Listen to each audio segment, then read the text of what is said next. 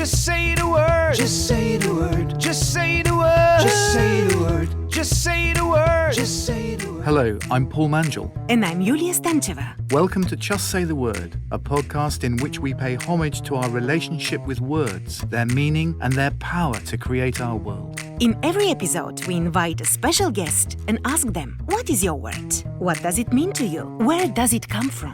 As we immerse ourselves in the world of each guest, we'll tell you the story of their chosen word and how it relates to their life's experiences, successes, and achievements. Our guest in this podcast is James Broad, who is the Global Director for the Navigators, a worldwide Christian organization based in the States. Welcome, James Broad. It's lovely to have you with us. And the time has come for you to just say the word. Identity. Why did you choose this word and what does it represent for you? I was talking to somebody who is training for ordination in the Church of England, and he's been offered one or two possible curacies, and he was trying to decide where to go. And he said to me, the thing is, I don't really know what I'm gifted for. And then after a bit of thought, he said, I don't know who I am. So how can I possibly know which curacy to choose? And then I heard something else on a podcast about a lady who had accompanied many people who were dying. And she said the thing that she'd heard over and over again from people was that they somehow felt that they had failed to live out who they were. So forces had borne in on them to prevent them from living out exactly who they were. They'd tried to be somebody else for whatever reason. And I very much identified with that. I could understand how that could happen. And the more I've thought of it, the more I've thought how it's a struggle. You see identity as a challenge to find it. Am I right in saying that? It's a challenging word. Yes, because you've got different ways of looking at it. I mean, I applied for a bus pass the other day. So the first thing they try to do is establish your identity. Are you James Broad? Are you 79 years old? Do you live at this address? Is that your national insurance number, etc.? Is this your inside leg measurement and so on? Then having given these facts, they're satisfied that is my identity. But surely an individual is much more than that. And so to me, one's understanding of one's identity is developed from childhood. If you live in a loving home, you're going to get reflected to you something of who you are. If you live in an abusive home, you're going to get a very, very different concept of who you are. But what are the mitigations against those things? What kinds of either self-awareness or awareness that comes from outside because somebody spots that you're struggling in some way? Yeah, good question. Well, if you think about what is the element in which an animal or a being develops its identity, fulfills its identity. So if you think of a fish, the element would be water. If you think of a swift is hopeless on the ground, but if you chuck it into the air, then in the air it fulfills its swiftness. And for a human being, it's love. So there's this lovely passage in the Velveteen Rabbit, where the Velveteen Rabbit in the nursery is talking to the skinny horse, and the Velveteen Rabbit says, "What is real? Does it mean having things that buzz inside you and a stick-out handle? Real isn't how you are made," said the skinny horse. "It's a thing that happens to you. When a child loves you for a long, long time, not just to play with, but really loves you, then you become real." So to me, that's expresses it, and fundamentally, one's identity is developed in love. Taking that notion and moving it to faith, identity. In your case, I know you're a committed Christian, but what about the dichotomy between identity as developed through faith and ideology versus through identity and action? Because there's a real crucial difference between those two things. Well, I suppose my own journey was very much based from my own home.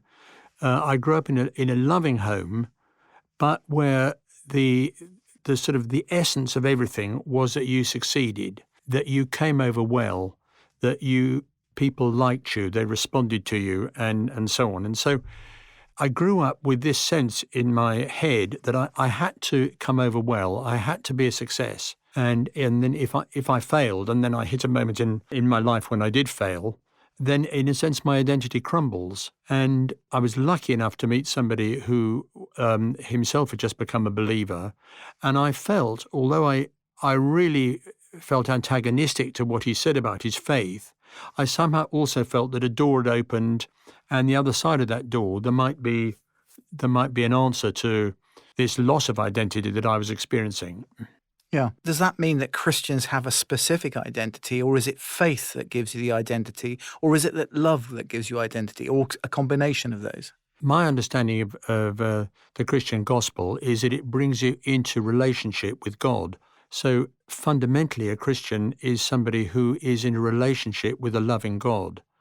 And however imperfect that relationship may be, nevertheless, the main tenets of it are love and acceptance and forgiveness, as well as some discipline, some correction, whatever. But fundamentally, it's love. So that a Christian is in contact with genuine love, as opposed to what the world will always have to give, which is to some degree conditional love. Identity is a very strong word at the moment, because if we think of the way in which social media works, the media in general works, people who are powerful tend to have very strong identities.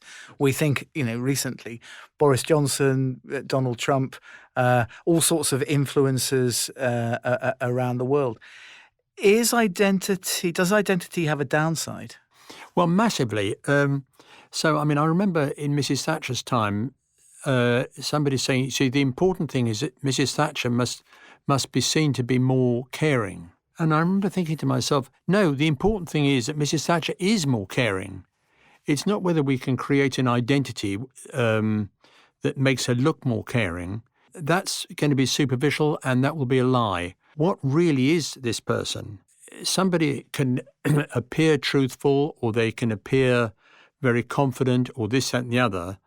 Or for a comedian, they can appear to be incredibly witty and funny, but that's not really their identity. Their real identity is they're quite depressive. And I feel that in creating a sort of a false identity, you tear somebody apart ultimately, because it's not them and they're trying to be what they're not. One of the things that's very prominent at the moment in thinking in general is the understanding that everybody does have a personal identity and should be allowed to demonstrate it, whatever characteristics that brings to the table. There's everything that's to do with freedom and freedom of expression. There are some things to do with a displacement and a dispersion of people in human terms if everybody has absolutely and utterly their own identity.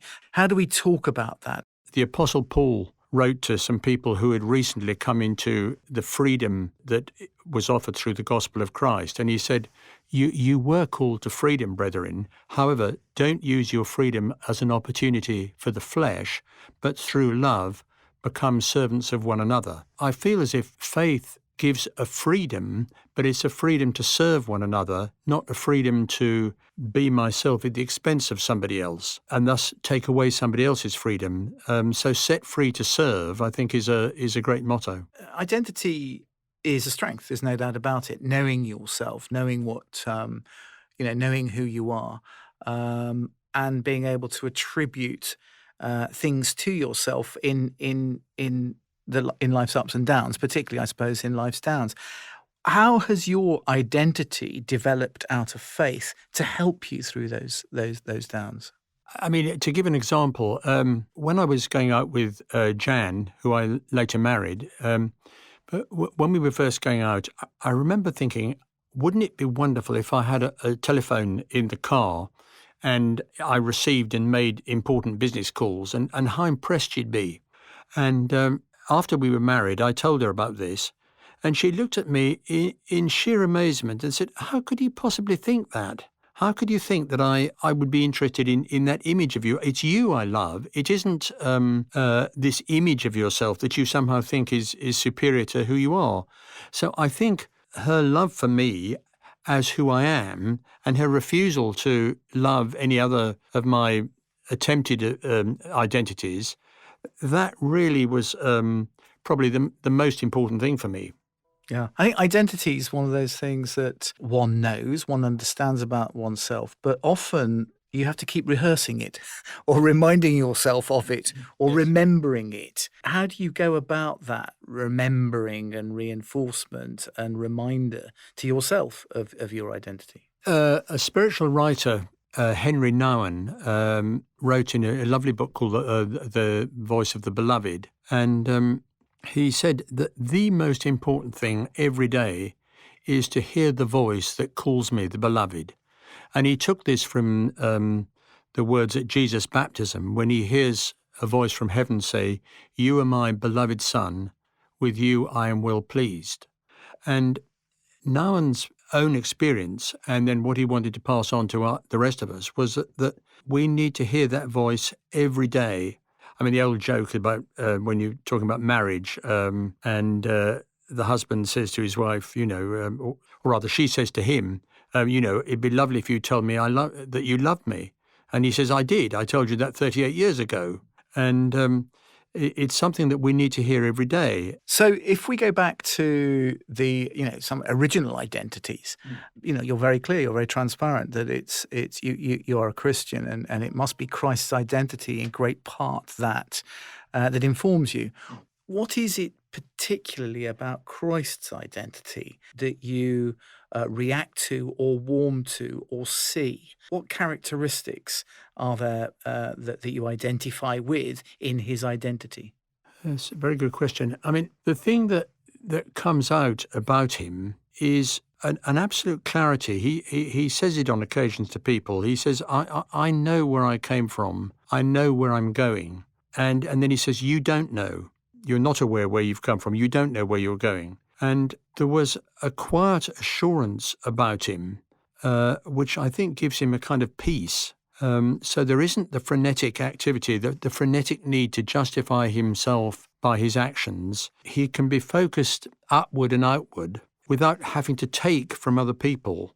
I think it's so easy to have to take from other people in order to build up your own identity. I mean, we've all been in situations where you're having a conversation and you start to say something and then somebody says, oh, yes, that happened to me. And so they've now turned the conversation to themselves. So they're needing to take from this. And I think with Jesus, the impression you have is that there wasn't that need.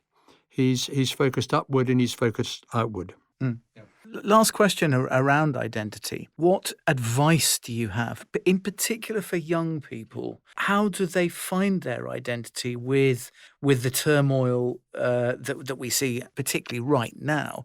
But it's been happening for a number of years. It's been building up. Information overload, data, social media, gadgets everywhere. How do young people find their identity? What a question.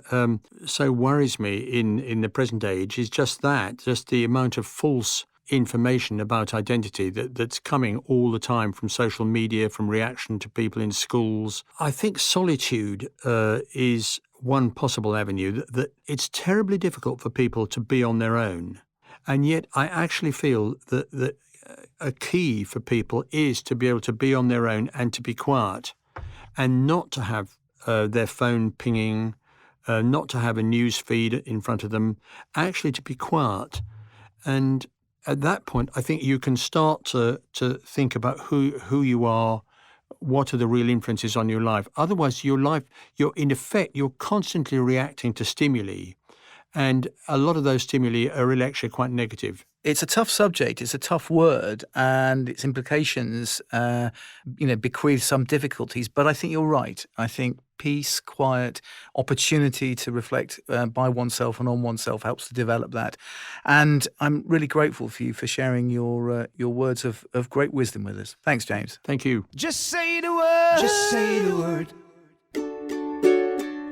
According to the Cambridge Dictionary, identity is a person's name and other facts about who they are. such as their qualities, beliefs, personality traits, appearance, and/or expressions that characterize them.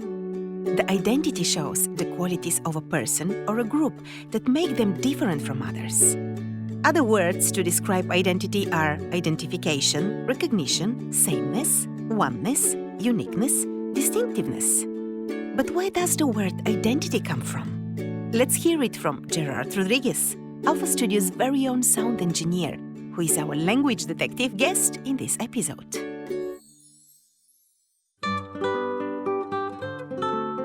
The word identity comes from the Latin idem, meaning the same.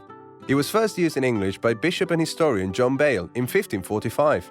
Back then he pronounced it as identity, but the word quickly evolved to identity, and by the 1650s the term was widely written identity as we know it.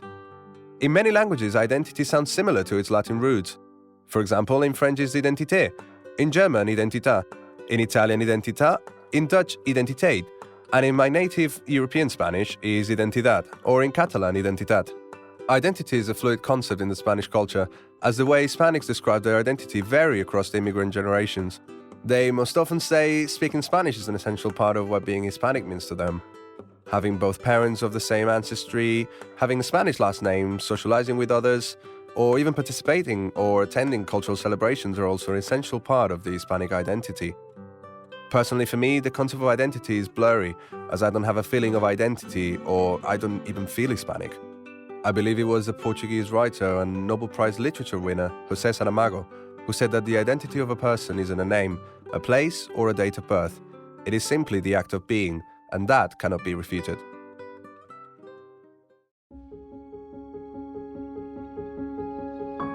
Is identity something we are born with? Psychologists say that identity evolves over time, and it is influenced by our parents and peers during childhood and experimentation in adolescence. Our experiences can also alter how we see ourselves or how we are perceived by others. The formation of identity involves 3 key tasks: discovering and developing one's potential, choosing one's purpose in life, and finding opportunities to exercise that potential and purpose. Identity includes the many relationships we cultivate, such as our identity as a child, friend, partner, and parent. It involves external characteristics over which we have little or no control, such as our height, race, or socioeconomic class. Identity also encompasses our political opinions, moral attitudes, and religious beliefs, all of which guide the choices we make on a daily basis. We may have a number of identities, such as an ethnic identity, a religious identity, a national identity, and even a virtual identity. Sometimes we can see discrepancies between 2 identities, such as our virtual self and real self, which happens when we cultivate our online avatar in a way that our virtual identity influences the perception of our real self and prevents us from being authentic.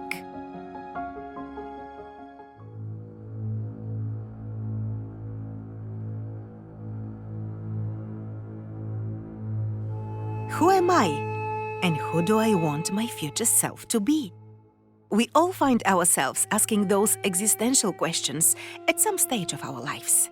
As we grow older or experience major life upheavals such as divorce, retirement, or the death of a loved one, we often explore and redefine our identities. One of the most popular and influential theories of identity development was developed by Erik Erikson, who was an ego psychologist. He coined the phrase identity crisis. He believed that humans' personalities continue to develop past the age of 5, and that the development of personality depended directly on the resolution of existential crises around trust, autonomy, intimacy, individuality, and identity.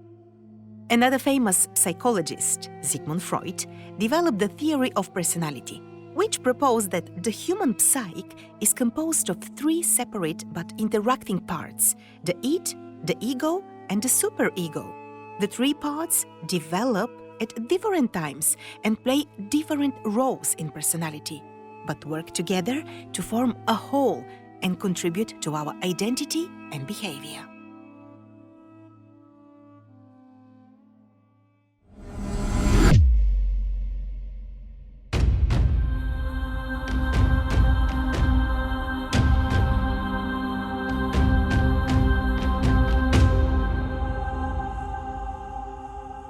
artists use their work to express, explore, and question ideas about identity.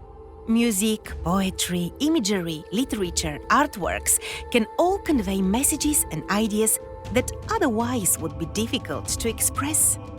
There are many movies that can make us ponder and ask questions such as who we are as individuals, as a society, or as a nation.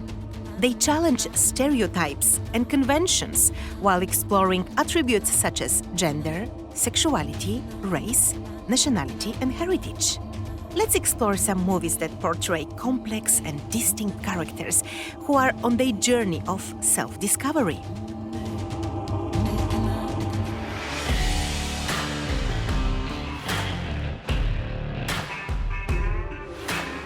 Have you watched Fight Club, David Fincher's cult classic thriller from 1999? The film questioned identity and played with our perceptions of reality in a very clever way, while Edward Norton and Brad Pitt delivered unforgettable performances. The movie is considered to be one of the most controversial and talked about movies of all time, since its main themes around consumerism, violence, greed, mental health, sex, and material obsession remain relevant to this day.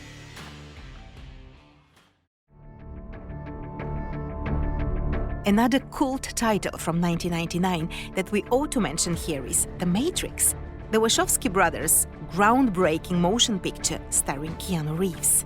The series raised the bar for all the science fiction films to come after it and redefined the action genre with its cutting-edge visual effects. The slow-motion, bullet time effects, as they are known today, were revolutionizing when we first saw them 24 years ago. The series opened a whole new world to the audience and prompted us to ponder on philosophical questions such as, what is reality? Is it better to know the truth? Or is ignorance truly blissful? Who are we? Do we create our identity throughout life, or perhaps never discover what our true purpose is in this world? And of course, will you take the red pill or the blue pill?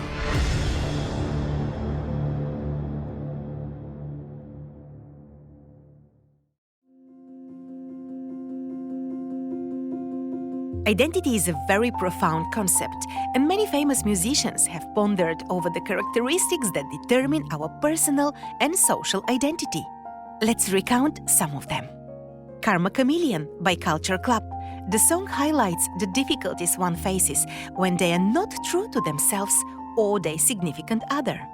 Who You Are by Pearl Jam assures the listener that whatever situation they are facing, there is a unique part to play. Born This Way by Lady Gaga reminds everyone not to be ashamed of expressing themselves and to be proud of who they are. In My Life by the Beatles is about the people in our life who are at the core of our identity. And Let Me Be Myself by Three Doors Down, where the lead singer Brad Arnold sings, I guess I just got lost being someone else for a while. If you don't mind, let me be myself so I can shine with my own light. It's so easy to get lost being what someone else wants you to be and forgetting about who you want to be. And that song is about being happy with yourself and who you are.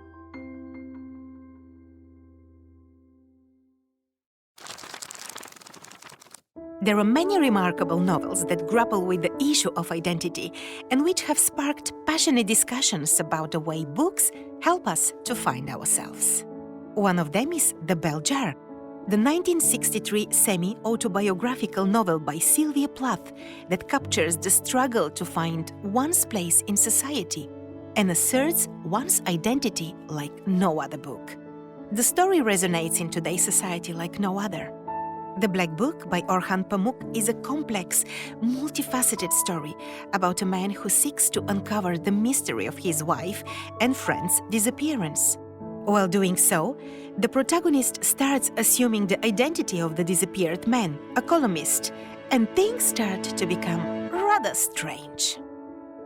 Girl, Woman, Other by Bernardine Evaristo, a winner of the Booker Prize 2019. If you haven't discovered Evaristo yet, I urge you to read this book. It is described as a polyphonic novel about the intersections of identity. It's told from the point of view of 12 British women of colour who range in age from 19 to 93. The women represent a diversity of classes, cultures, and sexual identities, and their beautifully interwoven stories are centered around identity, race, womanhood, and the realities of modern Britain, exuberant and delightful in many ways. Identity. When we initially asked our guest, James Broad, why he chose that word, he said that he's been thinking a lot lately about what this word means and how it affects our behavior. Many people seem to spend a lot of time trying to figure out who they are, what they want, and what they believe. We are constantly faced with complex decisions and circumstances, and identity helps us to make those important decisions, said James. Whether you have a one or many identities, or you're still searching for it, being true to yourself and living your life authentically is of utmost importance, as authenticity is the cornerstone of our mental health. Plus, reflecting on our values, nurturing them, and making choices that are consistent with our true self can lead to a more fulfilling life.